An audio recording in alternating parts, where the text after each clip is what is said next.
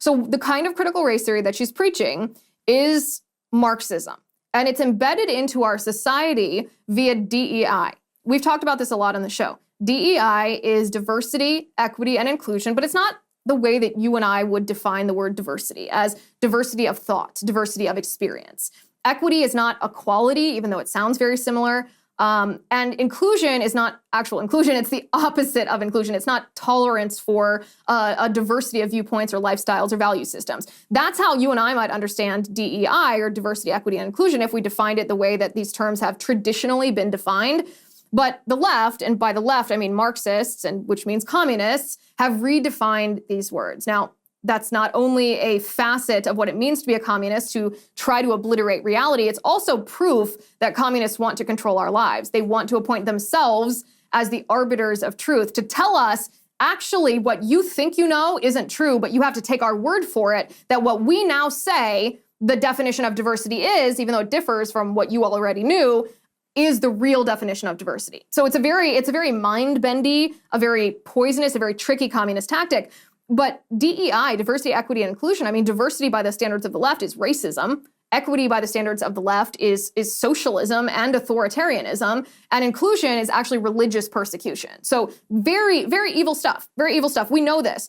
It is embedded into our nation at school, at the university, in the university system, in workplaces, in hospitals, in healthcare. It's really becoming something that you can't escape.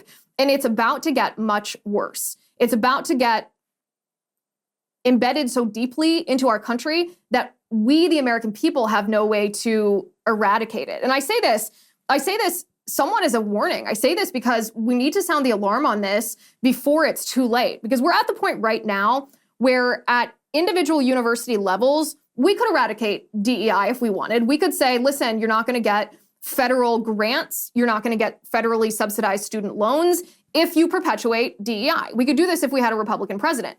At the state level, we could get rid of ESG. We could have state legislatures and state treasurers do what Riley Moore did in West Virginia, for example. He's the treasurer of West Virginia, and ban investment firms that traffic in ESG being what enforces DEI. It's the enforcement mechanism of DEI.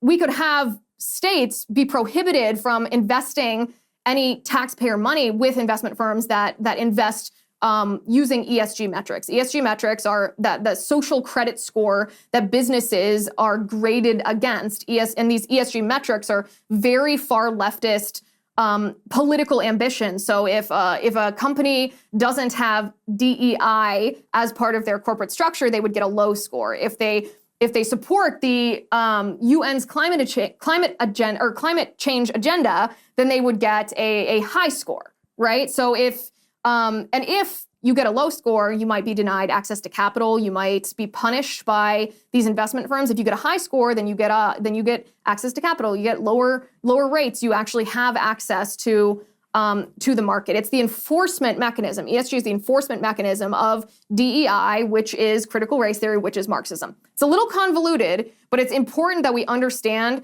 kind of the clear train of thought between what we see when we hear equity and how it not only goes directly to Marxism, but it is embedded into our nation and it's anchored there by this ESG stuff.